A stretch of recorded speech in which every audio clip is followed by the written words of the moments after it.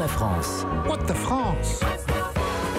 Allez, qu'est-ce qu'on apprend dans la PQR aujourd'hui? Alors Daphné, on commence avec ce rapt assez particulier relaté dans le Courrier Picard. En fin de semaine dernière, à Villeneuve-d'Ascq, dans les Hauts-de-France, un caniche a été kidnappé dans une cour de la rue Jules de Guest. Mais... Oui, un caniche. Kidnappé, un pas caniche. Qui s'est perdu. Ah non, kidnappé dans la cour. Les ravisseurs ont appelé le numéro des propriétaires du chien qui se trouvait sur le collier pour réclamer une rançon en échange de la remise en liberté du Je devrais caniche. pas rire, pardon. Bah non, vous imaginez les pauvres, mais non, heureusement. Tout est bien qui finit bien. Grâce à l'intervention de la police, Yuki a pu retrouver ses maîtres. Et Yuki, c'est le caniche. Eh oui, il était où? Il était... Yuki voilà, était...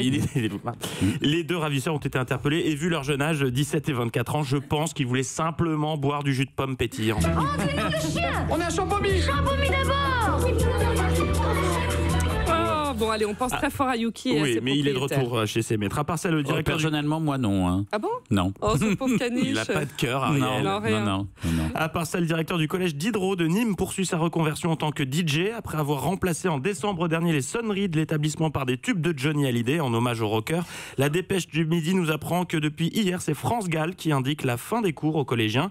Le directeur Pascal Besson explique, qu'en plus de rendre hommage aux artistes, cela permet de faire découvrir ces artistes aux élèves.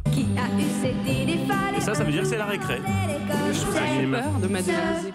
Ouais, c'est bien. Ah si, Oui, mais c'est la pourquoi musique la mettre quand elle est décédée, quand la personne est décédée? Bah parce que ça donne une idée de programmation. Mais je sais pas moi. Bah oui. on peut le mettre avant, quand la personne est c'est un vivante. hommage. Non, disons et que puis- s'il le fait dans ce lycée-là, la personne dont il va jouer le morceau va se dire « je vais décéder bientôt ». Non mais, c'est évident. Moi je trouve que c'est Ah, si. très bien de passer un Mais peu de bien sûr. musique aux élèves. Autre chose, Bertrand. Oui, vous en parliez juste avant les vacances, Daphné, ça y est, nous y sommes. Elles nous ont accompagnés pendant une partie de notre adolescence pour certains, notre enfance pour d'autres, ou depuis nos 40 ans comme Ariel. Ces petites boîtes de ferraille à l'odeur d'urine ne sont plus que 350 en France. C'est une page qui se tourne. Il ne reste à l'heure où je vous parle plus que 350 cabines téléphoniques dans le pays. Alors si certaines vont être recyclées en mini-bibliothèque, comme à Montcrabeau dans le sud-ouest, d'autres pourraient sauver des vies. Comment ça? Oui, des cabines téléphoniques pourraient sauver des vies. C'est l'idée d'un médecin urgentiste niçois qui développe son idée dans les colonnes de Nice Matin. Alors. Hervé KL, c'est son nom, propose d'utiliser la ligne téléphonique pour installer un téléphone rouge en contact direct avec les numéros d'urgence, le 15, le 17, le 18 ou le 112, Très au bien. décroché du combiné. Il soumet également l'idée d'équiper ces cabines abandonnées de défibrillateurs semi-automatiques, c'est-à-dire que le simple fait de les décrocher pourrait appeler automatiquement les services de secours. Ah oui, Ça j'ai cru que réduirait envoyait la une décharge. mortalité. Ça, c'est bien ça. Ah, Et c'est enfin, super. dernière proposition de l'urgentiste, placarder sur les parois des cabines des affiches de rappel des consignes en matière de gestes qui sauvent des vies et de conduite à tenir face à une attaque terroriste ou une catastrophe naturelle. Très bonne idée. On peut faire un restaurant dedans. Très bonne idée, C'est un sauf peu que... petit, mais c'est une très bonne idée. Sauf Quel est que le souci? le souci, c'est que depuis hier, il n'y a plus aucune cabine téléphonique dans ma belle ville de Nice. Il n'en reste que deux dans tout le département, une dans le village de Guillaume et l'autre dans le village de Puget-sur-Argence. Mais l'urgentiste ne compte pas laisser tomber son projet pour autant, puisqu'il souhaite faire circuler l'idée afin qu'elle soit appliquée dans les villes françaises qui possèdent encore des cabines.